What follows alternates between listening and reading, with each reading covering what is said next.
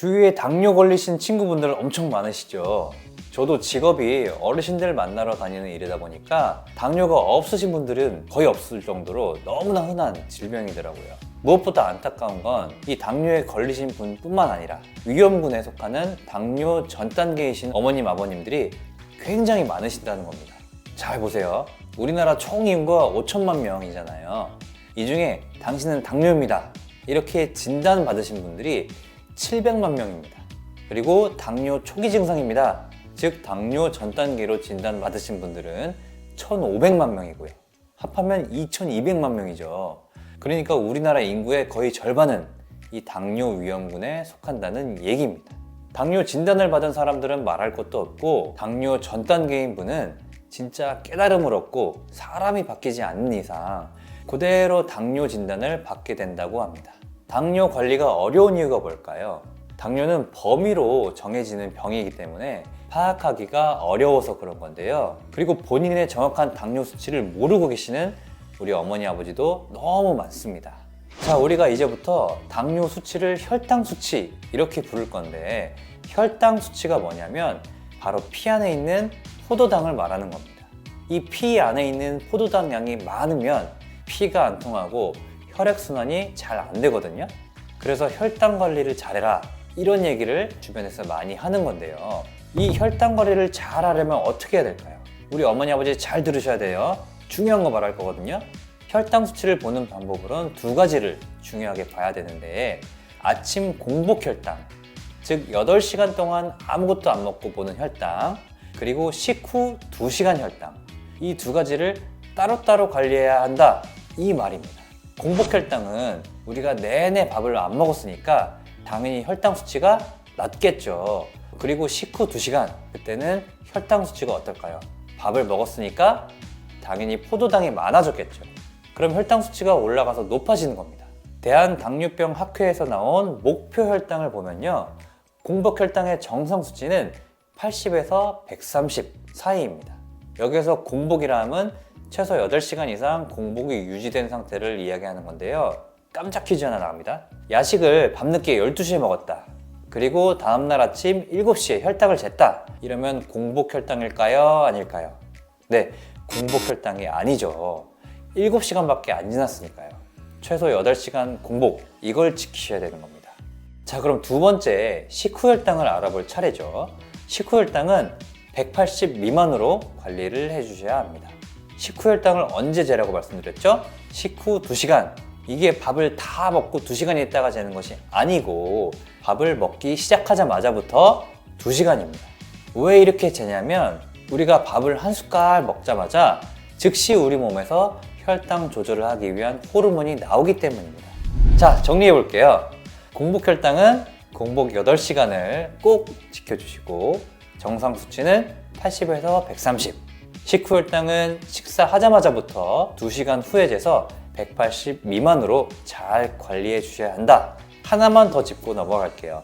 우리 어머니 아버지 중에 저혈당인 분 계시죠? 저혈당은 어지럼증, 식은땀, 두통, 가슴 두근거림 이런 이상 증상이 느껴지거나 혈당이 70 이하로 떨어지게 되면 즉각적인 관리가 필요하다. 저혈당은 좀 엄중한 상황이기 때문에 조심하셔야 한다는 점 말씀드리고요. 제가 말씀드리는 건 임신성 당뇨병이랑 일형 당뇨, 소아 및 청소년 당뇨 이런 환자들에게까지 적용되는 것은 아니고요. 당뇨 환자 중에 90%에 해당하는 2형 당뇨 환자에게 적용되는 수치입니다. 참고로 알아두시고요. 자, 공복 혈당이 중요하다. 제가 앞에서 쭉 얘기했죠. 이런 분들이 있습니다. 당뇨 진단을 받고 나서 공복 혈당이 중요하다 이런 말을 들었다. 그래서 운동도 잘하고 먹는 것도 관리하고 내가 열심히 노력하는데 공복 혈당 관리가 왜 이렇게 안 됐는지 모르겠다. 이런 분들이 많이 계세요. 혈당 잴 때마다 매번 수치가 높게 나온다는 거예요. 왜 공복 혈당이 떨어지지 않는 걸까요? 99까지는 정상이고 100에서 125까지는 공복 혈당 장애, 즉 약한 당뇨 이렇게 표현하고요. 126 이후부터는 당뇨 관리가 필요하다 이렇게 보면 되는데 병원에서는 공복 혈당이 126 이상 수치가 2회 이상 나왔다 아니면 126 이상 나오고 당화 혈색소가 6.5% 이상 나왔다 이러면 당뇨 진단을 내립니다. 그럼 공복 혈당을 계속 높게 만드는 범인이 누구냐? 범인은 바로 내장 지방과 지방간, 이 두 녀석입니다. 내장 지방과 지방간, 이게 왜 문제가 될까요? 우리가 음식을 먹으면 분해가 돼서 내장 지방이나 지방간으로 보내서 저장이 되게 됩니다. 근데 이 음식을 안 먹고 공복 기간이 지속되면 어떻게 될까요? 이 저장된 당이 스멀스멀 지방에서 빠져나오게 되는데, 이렇게 공복의 상태에서도 당이 스멀스멀 나오니까 혈당이 높아질 수밖에 없는 것이죠. 쉽게 말해 방에 있는 쓰레기통에다가 음식물을 버렸다고 생각해 볼게요. 방 안에서 음식물 냄새가 조금씩 나겠죠. 근데 방 안을 열심히 쓸고 닦습니다. 이렇게 아무리 열심히 청소를 해도 쓰레기통에 음식물이 계속 남아있으면 냄새가 없어질까요? 이 근본적인 해결이 되지 않겠죠. 이 내장 지방도 마찬가지입니다. 우리가 아무리 잘 먹고 운동을 열심히 해도 내장 지방이 많이 쌓여 있으면 공복을 유지하더라도 당이 이렇게 우수수 나오게 된다는 겁니다. 이제 이해가 가시죠? 내장 지방의 경우에는 복부 둘레가 중요한데, 남자의 경우 허리 둘레 90 이상, 여성의 경우 80 이상일 때 공복 혈당 장애가 있을 수 있다는 연구 결과가 있습니다. 그리고 매년 1cm씩 허리 둘레가 증가할 경우에는 당뇨가 발생할 확률이 매우 높아지게 되고 공복 혈당 장애 발생률이 급격하게 증가한다는 점 다시 한번 강조드릴게요. 우리 어머니 아버지 복부 비만 이런 거 철저히 관리하셔야 된다는 거예요. 공복 혈당 안 떨어지게 만드는 두 번째 범인은 지방간이라고 했었죠. 이 간은 내장 지방과 같이 당을 저장하는 역할을 하는데, 그리고 이 당이 너무 과다하게 분비되지 않도록 인슐린을 조절해주는 역할을 합니다. 근데 이 지방간이 생기면 어떻게 될까요? 인슐린 저항성, 이게 생길 수가 있는데, 인슐린 저항성이라는 게 뭐냐면 이 인슐린이 제 역할을 못하는 겁니다. 쉽게 말하면 후각이랑 비슷한데, 예를 들어 방 안에서 쓰레기 냄새가 난다. 근데 5분이 지나면 어때요? 이 코가 쓰레기 냄새에 적응을 해버리죠. 마찬가지로 인슐린 저항성이 생겨버리면 마비된 후각처럼 이 인슐린을 조절하는 기능이 당 조절을 못하게 되는 거니까 당을 계속 내보내게 되는 거죠. 그럼 이제 공복 혈당이 쭉쭉쭉 올라가게 되는 겁니다. 내장 지방과 지방간, 이 두 가지 외에도 공복 혈당이 떨어지지 않는 원인은 다양합니다. 스트레스나 불면증, 간염이 원인이 돼서 공복 혈당 장애가 올 수도 있습니다. 다만 거의 대부분의 경우에는 앞에 말씀드린 내장 지방과 지방간, 이 두 녀석이 범인이기 때문에 꼭 관리를 해주셔야 됩니다.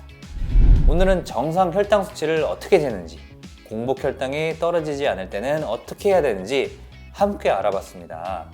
이 공복 혈당 장애라는 게요, 어느 순간 한 번에 딱 나타나는 게 아니라 5년에서 10년 정도 길게 진행이 된 거예요. 그러니까 우리 어머니 아버지 입장에서는 갑자기 이런 게 생겼네 이렇게 당황하실 수도 있겠지만, 아마도 평소에 안 좋은 습관이 장기간에 걸쳐서 결과가 발현된 것이라고 볼 수 있으니까 우리 식생활 습관, 운동 습관, 비만 관리 적어도 3년, 5년 이렇게 장기간 꾸준히 관리를 해야 우리가 10년, 15년 누적된 안 좋은 습관들을 조금이나마 보완할 수 있습니다.